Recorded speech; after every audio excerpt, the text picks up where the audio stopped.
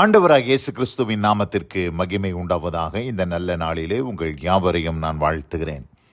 இந்த நாளின் தியானத்திற்கு என்று தெரிந்து கொள்ளப்பட்ட வேத பகுதி ரோமருக்கு எழுதின நிருபம் 8ஆம் அதிகாரம் 14ஆம் வசனம். Romans chapter 8 verse 14. மேலும் எவர்கள் தேவனுடைய ஆவியினாலே நடத்தப்படுகிறார்களோ அவர்கள் தேவனுடைய புத்திரராய் இருக்கிறார்கள். ஆமென். நான் ஆங்கில வேதத்தில் வாசிக்கிறேன் இதே வசனங்களை. For as many as are led by the Spirit of God, these are sons of God. இந்த இடத்துல நம்ம பார்க்கிறோம், ஆவியினாலே நடத்தப்படுகிறவர்களை தேவன் என்னவென்று சொல்லுகிறார் என்றால் புத்திரர் என்று சொல்ல, சன்ஸ் ஆஃப் காட் என்று சொல்லுகிறார். நம்ம எல்லாருமே பார்த்தீங்கன்னா ஆவியினாலே பிறந்தோம், born of the Spirit. நம்ம எல்லாருமே ஆவியினால் பிறந்தோம். நம்ம ஆவியில் பிறந்த உடனே நம்ம யாராக இருக்கிறோன்னா குழந்தைகள், child of God, children of God. அப்படி தான் வேதம் நமக்கு குறிப்பிடுகிறது.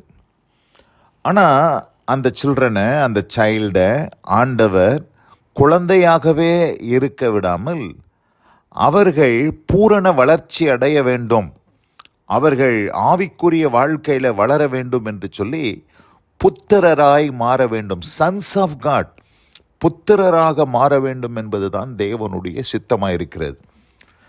அப்படி புத்திரராக மாறுகிறவர்கள் யார் என்று சொல்லி பார்க்கும்போது ஆவியினாலே நடத்தப்படுகிறவர்கள், those who are guided by the Spirit of God. இந்த உலக வாழ்க்கையில் நம்ம பார்த்திங்கன்னா ஒரு பிரயாணத்தில் நம்ம எல்லாருமே பிரயாணம் பண்ணி போயிட்டுருக்குறோம். இந்த உலகம் பார்த்திங்கன்னா ஒரு திக்கு தெரியாத ஒரு காடு போல், ஒரு ஃபாரஸ்ட்டில் எப்படி மாட்டிக்கிட்டால் நம்மளால் வெளியில் வர முடியாதோ அந்த மாதிரி ஃபாரஸ்டெல்லாம் இருக்குது. அந்த மாதிரி ஃபாரஸ்ட்லலாம் போய் மாட்டிக்கிட்டோம்னா எந்த பக்கம் நார்த்து, எந்த பக்கம் சவுத்து, எந்த பக்கம் ஈஸ்ட்டு, எந்த பக்கம் வெஸ்ட்டுன்னே தெரியாது. கையில் நமக்கு மேப் இருந்தால் கூட நம்மளால் வெளியில் வர முடியாது. அந்த மாதிரியான ஃபாரஸ்டெல்லாம் இருக்குது. அப்படி போல் ஒரு ஃபாரஸ்ட்டை போல் இருக்கக்கூடிய சூழ்நிலை தான் இன்றைக்கி நம்ம உலகத்தில் வாழ்ந்துகிட்ருக்குறோம். நாளைக்கு என்ன பண்ணுறது, நம்ம அடுத்த நிமிஷம் என்ன செய்கிறதுன்னு சொல்லி நிறைய பேருக்கு தெரியல. சிலர்லாம் எங்களுக்கு எல்லாம் எல்லாமே தெரியும் சொல்லி வாழ்ந்துட்டுருக்குறாங்க. ஆனால் அவங்களும் அவங்க சுயபலத்தில் ஓடினாங்கன்னா ஃபைனலாக அவங்க எண்டப்பாகிறது பார்த்திங்கன்னா ஒரு முட்டு சந்தில் போய் அவங்க எண்டப்பாயிருவாங்க. அப்படி தான் சூழ்நிலைகள் காணப்படுகிறது.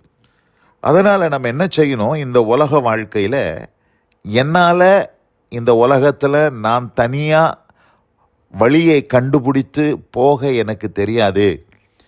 என்னுடைய குடும்பத்தை, என்னுடைய வாழ்க்கையை ஆவியானவர் இஸ் அவர் கைடு. பரிசுத்த ஆவியானவர் யார் என்று சொன்னால் இஸ் அவர் ஹெல்ப்பர் அண்ட் இஸ் அவர் கைடு. அவர் நம்மளுடைய வழிகாட்டியாக இருக்கிறபடினாலே அவர் நம்மை வழி நடத்த வேண்டும். ஆவியினாலே நடத்தப்படுகிற அனுபவம் நமக்கு உண்டாக வேண்டும். as many as are all led by the Spirit. அந்த ஆவியினாலே நடத்தப்படுகிற ஒரு அனுபவம். ஆவியானவர் நம்ம இந்த உலகத்தில் நடத்தி கொண்டு போக வேண்டும். அப்படி நடத்தி கொண்டு போகும்போது எந்த பக்கம் போகுதுன்னே வழி தெரியாத இந்த உலகத்தில் வழி அறிந்தவர், எல்லா சூழ்நிலைகளிலும் எப்படி போக வேண்டும் என்பதை அறிந்த ஒருவர் உண்டு என்று சொன்னால் அவர் கர்த்தருடைய ஆவியானவர், ஹோலி ஸ்பிரிட். அந்த ஹோலி ஸ்பிரிட் இன்றைக்கு நமக்குள்ளே கொடுக்கப்பட்டிருக்கிறார். அவர் நமக்கு ஒரு கைடாக இருக்கிறார். அவர் உங்களை போதித்து நீங்கள் நடக்க வேண்டிய வழியை உங்களுக்கு ஆண்டவர் காண்பிப்பதற்கு ஆயத்தமாக இருக்கிறார். நாம் வேதத்தில் வாசிக்கும் போது சங்கீதங்களின் புஸ்தகம் 32ஆம் சங்கீதத்துக்கு நாம் திருப்பிக் கொள்வோம். 8ஆம் வசனத்தை வாசிக்கிறேன். நான் உனக்கு போதித்து நீ நடக்க வேண்டிய வழியை உனக்கு காட்டுவேன், உன்மேல் என் கண்ணை வைத்து உனக்கு ஆலோசனை சொல்லுவேன். என்ன போட்டிருக்கு? நான் உனக்கு போதித்து நீ நடக்க வேண்டிய வழியை உனக்கு காட்டுவேன் என்று சொல்கிறார். I will guide you, I will show you the path. நீ எங்கே நடக்கணும், எங்கே போகணும், எப்படி உன் வழியை நீ தெரிந்து கொள்ளணும்னு சொல்லி தேவன் நம்மீது கண்களை வைத்து ஆலோசனை சொல்லி வழி நடத்துவதற்கு போதுமானவராக இருக்கிறார். ஒருவேளை இந்த செய்தியை கேட்டுக்கொண்டிருக்கிற அன்பான சகோதரி சகோதரியே, இன்றைக்கு அநேகர் உங்கள் வாழ்க்கையில் என்ன செய்வதென்றே தெரியாமல் நீங்கள் திகைத்து கொண்டிருக்கலாம். நீங்கள் செய்ய வேண்டிய ஒரே ஒரு காரியம், உங்களுடைய கரத்தை ஆவியானவருடைய கரங்களில் ஒப்பு கொடுங்க. ஆண்டவர் உங்களை அழகாக நடத்தி கொண்டு போய் நீங்கள் சேர வேண்டிய இடத்துல சேர்த்து வெற்றியையும் ஜெயத்தையும் உங்கள் வாழ்க்கையில் நீங்கள் காணும்படியாக ஆண்டவர் கிருபை செய்வார் என்பதில் எந்த சந்தேகமில்லை. இன்னொரு வசனத்தையும் வாசிக்கிறேன். சங்கீதம் 143 சங்கீதம் 10 வசனம். Psalm 143 verse 10. உமக்கு பிரியமானதை செய்ய எனக்கு போதித்தருளும், நீரே என் தேவன். உம்முடைய நல்ல ஆவி என்னை செம்மையான வழியிலே நடத்துவாராக. என்ன போட்டிருக்குதுங்க? உம்முடைய நல்ல ஆவி என்னை செம்மையான வழியிலே நடத்துவாராக. இந்த அருமையான இந்த நல்ல நாளில் கூட எப்படி போகணும், என்ன செய்யணும், குழம்பி போய் திகைத்து போய் இருக்கிற தேவ பிள்ளைகளே, கர்த்தருடைய ஆவியானவர் உங்களை வழிநடத்துவதற்கு ஆயத்தமாக இருக்கிறார்.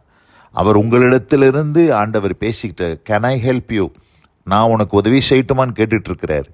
நீங்களா இனி உங்கள் வாழ்க்கையை நடக்காமல் ஆவியானவரிடத்தில் உங்கள் வாழ்க்கையை ஒப்பு கொடுக்கும்போது, அவர் உங்களை கைட் பண்ணி கொண்டு போகும்போது, அதில் என்ன ஒரு ஆசீர்வாதம்னா, அப்படிப்பட்டவர்கள் தான் தேவனுடைய புத்திரர் எண்ணப்படுவார்கள் என்ற வார்த்தையின்படி தேவனுடைய புத்திரராய் நாம் நடந்து கொள்ள கர்த்தர் நமக்கு கிருபை செய்வாராக. வசனம் கேட்ட பிள்ளைகள் ஒவ்வொருவரையும் கர்த்தர் தாமே ஆசீர்வதித்து காப்பாராக. God bless you all. ஆமென் ஆமென்.